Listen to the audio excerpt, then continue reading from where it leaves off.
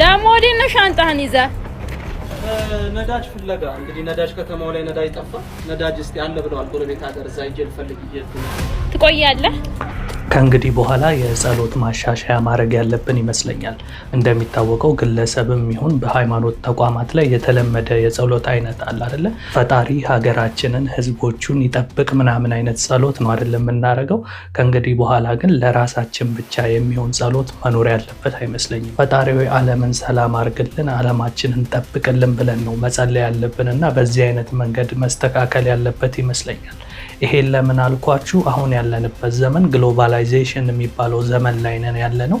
ያም ማለት ዓለም አንድ ትንሽ መንደር ናት ተብሎ የሚታሰብበት ዘመን ላይ ነው ያለውና እንደ ድሮ ጎረቤት ሀገር ያለ ችግር ወይም ሌላ ዓለም ላይ ያለ ችግር ምን አገባኝ እኔ ስለ ራሴ ሀገር ብቻ ነው የሚያገባኝ የምንልበት ጊዜ ላይ እንዳልሆነን ሰሞኑን በመካከለኛው ምስራቅ የተፈጠሩት ግጭቶችና ውጥረቶች እያስመለከቱን ያለው ነገር አለ አይደለ? በየዜናው እንደምሰሙት እስራኤልና አሜሪካ በኢራን ላይ በፈጠሩት ጦርነት ምክንያት የዓለም ኢኮኖሚ በጣም እየተቃወሰና ዓለም ወደማትወጣው አይነት አዘቅት ውስጥ እየገባች ነውና ከዛም አንፃር ታዲያ እዛ ጋር ያለ ችግር ለኛም ሀገር ለጎረቤትም ሀገር በአጠቃላይ ለዓለም ከባድ አይነት ችግር ይዞ እየመጣ ነውና የዛም ማሳያ እንግዲህ ከዚህ ጦርነት ጋር ተያይዞ የነዳጅ እጥረት በመከሰቱ እንግዲህ ሀገራችን ላይ ረጃጅም ሰልፎችን እየተመለከትን ነው። በተለይ ደግሞ የናፍታ መኪኖች ተሰልፈው ሁሉ ነዳጅ የማያገኙበትና 2-3 ቀን 4 ቀንም ጠብቀው ነዳጅ አለቀ ተብለው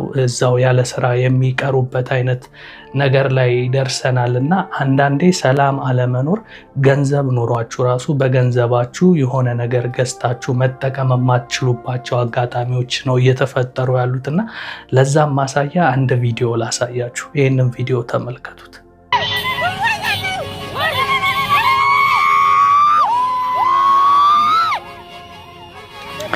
እኔ መጀመሪያ ሳየው የሆነ የከተማው ከፍተኛ ባለስልጣን ልጁን ሊደር ብሎ የከተማው ሰው በደስታ እየጮኸ ነበር የመሰለኝ።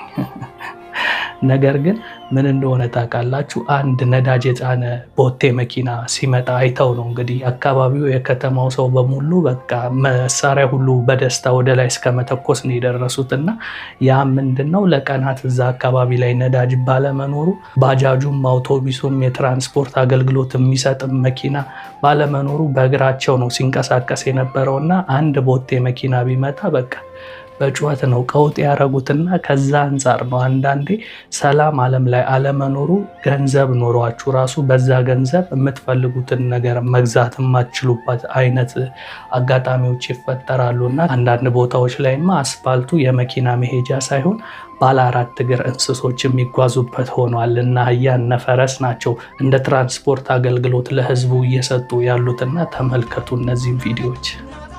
እንግዲህ እንስሳቶቹን በጣም ነው የሚያሳዝኑት። ባልበላ አንጀታቸው የተሸከሙትን እቃ ተመልከቱ። እንግዲህ ይሄ የሚያሳየው እንግዲህ ሌላ ዓለማት ላይ በተፈጠረ ችግር የነዛ ችግር እስከት ድረስ እንደመጣ እየተመለከታችሁ ነው አይደለ?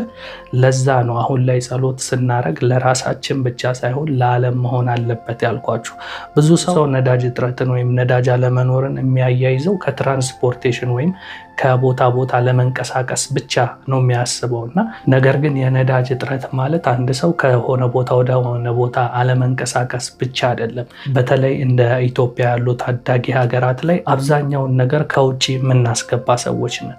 አለመታደል ሆኖ ሀገር ውስጥ ራሱ መመረት የሚችሉ ነገሮችን በብዛት ከውጪ ነው የምናስመጣውና መድኃኒት ብትሉ ዘይት ብትሉ የተለያዩ ግብአቶችን የኮንስትራክሽን እቃዎችንም ጨምሮ አጠቃላይ በዋነኝነት የምንጠቀማቸውን ነገሮች ከውጪ ኢምፖርት አድርገን የምናስገባ ሰዎች እንደመሆናችን ኤክስፖርት የምናደርገው ነገር በጣም አነስተኛ ስለሆነ ከውጪ የሚገቡት ነገሮች በሙሉ በትራንስፖርቴሽን ነው የሚገባው። ታዲያ እነዚህ ከውጪ የሚገቡት እቃ ላይ ነጋዴዎች መጀመሪያ ይሸጥ ከነበረው በላይ እጥፍ ነው የሚያደርጉት። ምክንያቱም በእንቅርት ላይ ጆሮ ደግፍ እንደሚባለው በፊት ላይ ውድ የነበረ ነገር አሁን ላይ ደግሞ ዓለም ላይ የተፈጠረውን ነገር ምክንያት አድርገው መጨመራቸው የማይቀር ነው። ስለዚህ እንዲህ ያሉ አይነት የጦርነት ክስተቶች ዓለም ሰላም በማትሆንበት ሰዓት የሚፈጠሩ ነገሮች እቃ ጭነው የሚመጡበት ነዳጅ በመጨመር ላይ ብቻ የተመረኮዘ ሳይሆን ራሱ ጥሬ እቃው ይዘውት የሚመጡት ዕቃ ራሱ ጦርነቱን ምክንያት በማድረግ በዓለም ላይ ያለ ሁሉም አይነት ግብአቶች በአሁኑ ሰዓት ሰማይ ነክተዋል እና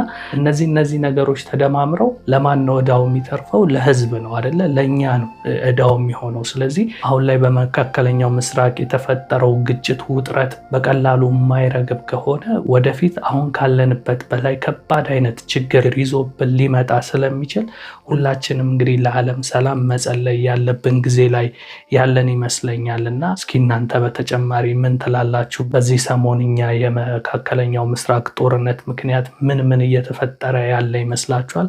ሀሳብ አስተያየታችሁን ስጡኝ። እኔ ግን መጪው ጊዜ እጅግ በጣም ያስፈራኛል። ስለዚህ አምላክ መልካሙን ጊዜ ያምጣልን የሚል አይነት ጸሎት በግል ጀምሬያለሁ። እናንተም እንደምትጀምሩ ተስፋ አደርጋለሁ። እስኪ ሀሳብ አስተያየት ስጡበት በዛሬው ቪዲዮ ዙሪያ።